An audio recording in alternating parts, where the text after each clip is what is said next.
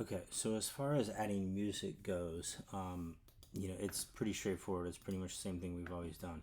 So I just downloaded four audio files, and hopefully they're in on your desktop. But if not, I'll show you where to find them.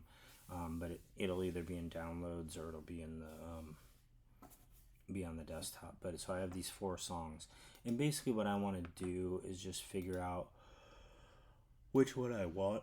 And so just like with video, I drag it down into the bring it down into the timeline, and then I start playing it back.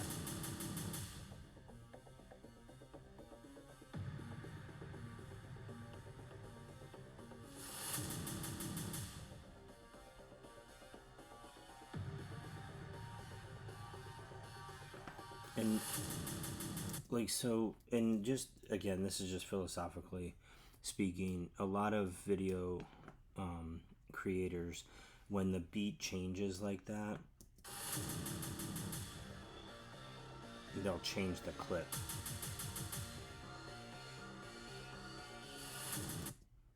Like that actually works with dropping it and then go to something else real quick there because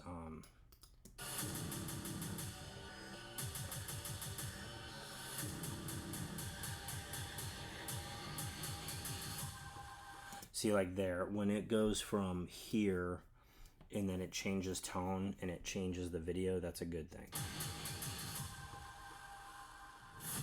But then when it picks back up, you would go to the next thing. And like obviously you would shorten that up now. So you see, I mean, just again, philosophically, this is what you do.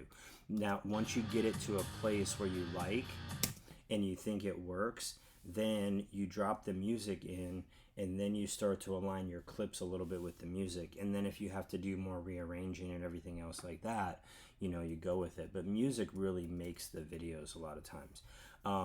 If you end up wanting to add like text and stuff, you can do that. Remember, to add text, you click up here to the titles, and then you can throw in I wouldn't do like bumpers and openers, but build-ins and build-outs, and you can do some other things. But like for example, some of these get crazy because like with the knockout, for example, you'll see like the field is behind you. So if you make it really big, then you can like capture maybe some more of the field or whatever and that kind of stuff. So if I hit transform, maybe it'll let me, yeah, it'll make me go big with the title. I don't think, I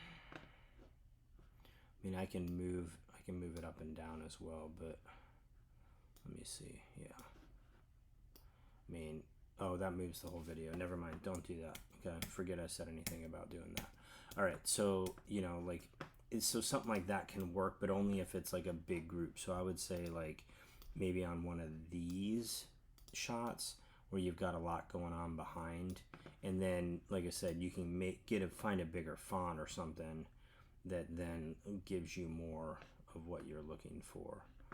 All right, but anyway, so that's how you do titles. There's ones that have animation to them and things like that, so you can play around with it as you see fit. Okay, once you're done, okay, then you're gonna export the video out.